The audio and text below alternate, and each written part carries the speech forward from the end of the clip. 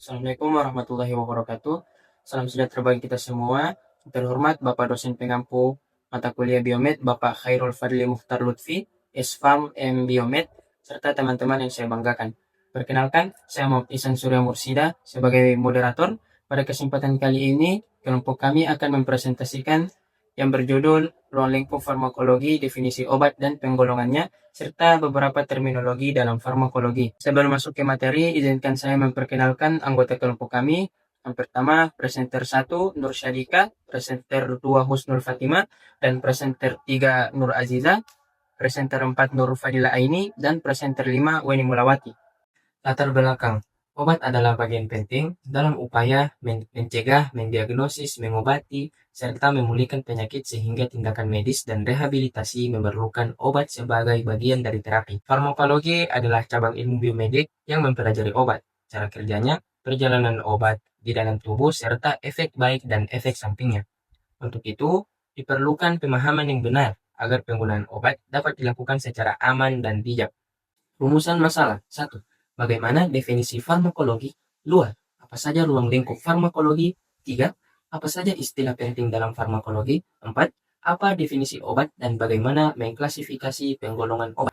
Tujuan. Untuk memahami ruang lingkup farmakologi, definisi, dan penggolongan obat, serta mengetahui pentingnya untuk memastikan penggunaan obat yang aman. Selanjutnya, kita akan memasuki pemaparan materi inti yang akan disampaikan oleh pemateri dari kelompok kami. Kepada pemateri, waktu dan tempat dipersilahkan. Baik, saya akan memaparkan mengenai definisi farmakologi. Farmakologi merupakan cabang ilmu biomedik yang mempelajari mengenai obat dan interaksinya dengan sistem biologis yang membahas mekanisme kerja obat, efek terapeutik, dan efek samping. Farmakologi berasal dari bahasa Yunani, yaitu pharmakon yang berarti obat dan logos itu yang berarti pengetahuan. Farmakologi juga merupakan ilmu yang sangat penting untuk mendukung praktik klinis berbagai profesi kesehatan, termasuk fisioterapi. Karena obat dapat mempengaruhi respon tubuh terhadap latihan, metode terapi, dan proses penyembuhan pasien. Sebelum memasuki pembahasan utama, kita perlu terlebih dahulu mengetahui apa yang dimaksud dengan ruang lingkup farmakologi. Ruang lingkup farmakologi adalah bidang studi dalam ilmu farmakologi yang mencakup berbagai aspek terkait obat, mulai dari sumber obat, cara kerja obat dalam tubuh, penggunaannya dalam proses pengobatan, hingga ke efek samping serta keamanannya. Ruang lingkup farmakologi mencakup berbagai cabang ilmu seperti farmakognosi, farmakologi klinik, farmakodinamika, farmakoterapi, dan farmakokinetik.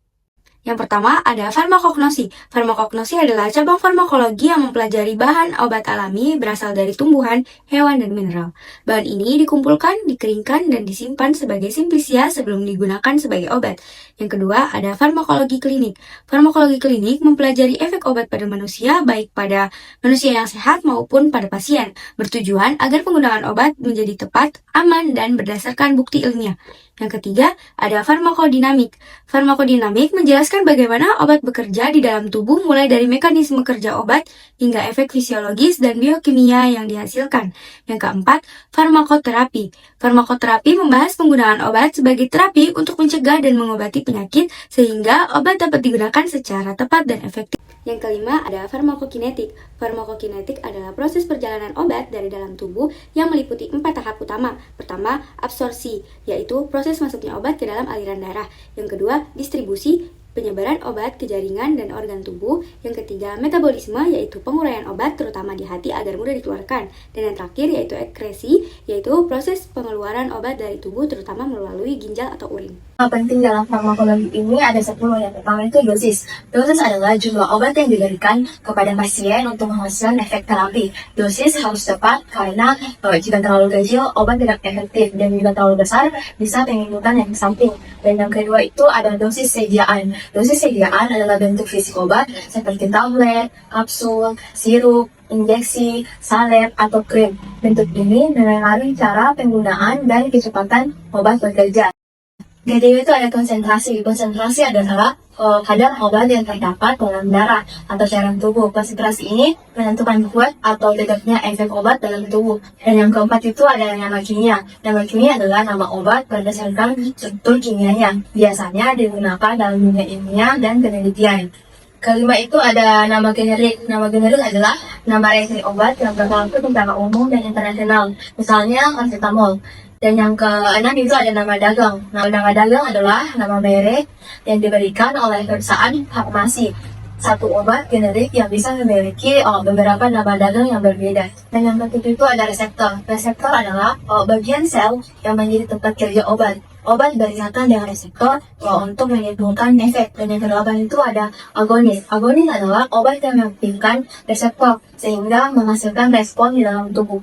Dan yang kesembilan itu obat antagonis. Obat ini menghambat atau memblokir reseptor sehingga mengurangi atau mencegah efek. Dan yang terakhir itu ada efek obat. Efek obat adalah respon tubuh setelah obat digunakan. Saya akan menjelaskan materi definisi obat dan klasifikasi penggolongan obat.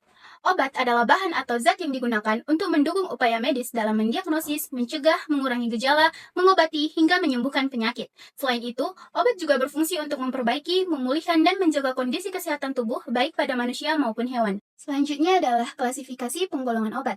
Klasifikasi penggolongan obat terbagi menjadi 6. Pertama yaitu obat bebas. Obat bebas adalah obat yang dapat dijual dan dibeli langsung oleh masyarakat tanpa resep dokter. Obat ini aman digunakan sesuai aturan pemakaian pada kemasan. Contoh, meredakan gejala ringan seperti sakit kepala, demam, batuk, atau flu. Yang kedua, obat bebas terbatas. Obat bebas terbatas adalah obat yang sebenarnya termasuk obat keras, namun masih boleh dijual tanpa resep dokter, dengan syarat diberi tanda peringatan khusus pada kemasan. Tujuan peringatan agar masyarakat tetap berhati-hati dalam penggunaannya dan tidak melebihi dosis. Yang ketiga, obat keras. Obat keras adalah obat yang hanya boleh digunakan dengan resep dokter, karena memiliki efek kuat dan beresiko menimbulkan bahaya jika tidak digunakan dengan benar. Obat keras dikenal sebagai obat daftar K dari kata bahasa Belanda K-Farlig, yang artinya berbahaya, menandakan penggunaan harus diawasi oleh tenaga medis. Psikotropika dan narkotika. Psikotropika merupakan zat atau obat yang secara alamiah ataupun buatan yang berkhasiat untuk memberikan pengaruh secara selektif pada sistem saraf pusat dan menyebabkan perubahan pada aktivitas mental dan perilaku. Obat golongan psikotropika masih digolongkan obat keras, sehingga disimbolkan dengan lingkaran merah bertuliskan huruf K di tengahnya.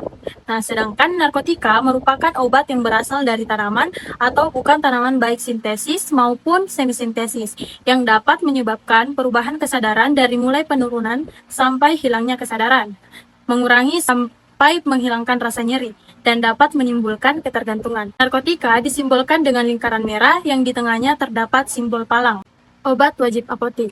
Obat keras yang dapat diserahkan oleh apoteker pengelola apotek tanpa resep dokter. Obat wajib apotek dibuat bertujuan untuk meningkatkan kemampuan masyarakat dalam menolong dirinya, sehingga tercipta budaya pengobatan sendiri yang tepat, aman, dan rasional. Adapun macam logo golongan obat, yaitu obat bebas. Logo yang berwarna hijau dapat dibeli bebas tanpa resep dokter di apotek atau toko obat berizin. Contohnya paracetamol. Obat bebas terbatas yang berlogo biru dapat diberi tanpa resep dokter, namun memerlukan peringatan khusus saat penggunaan karena termasuk obat keras dan jumlah terbatas. Obat keras yang berlogo K merah hanya boleh didapatkan dengan resep dokter karena berpotensi berbahaya jika tidak digunakan dengan tepat. Obat wajib apotek OA atau berlogo K merah. Obat keras yang dapat diserahkan oleh apoteker di apotek tanpa resep dokter dengan aturan ketat. Dan terakhir, obat narkotika yang berlogo palang merah berasal dari tanaman atau bukan tanaman yang dapat menyebabkan penurunan kesadaran, hilangnya rasa nyeri, dan dapat menimbulkan ketergantungan. Nah, teman-teman sudah mendengarkan penjelasan dari para pemateri. Sekarang saya akan membacakan kesimpulan. Kesimpulannya, farmakologi adalah ilmu yang mempelajari obat dan perannya dalam pencegahan, pengobatan, serta pemulihan penyakit. Ruang lingkup farmakologi mencakup definisi dan penggolongan obat, perjalanan obat dalam tubuh, serta berbagai istilah penting yang berkaitan dengan mekanisme kerja obat.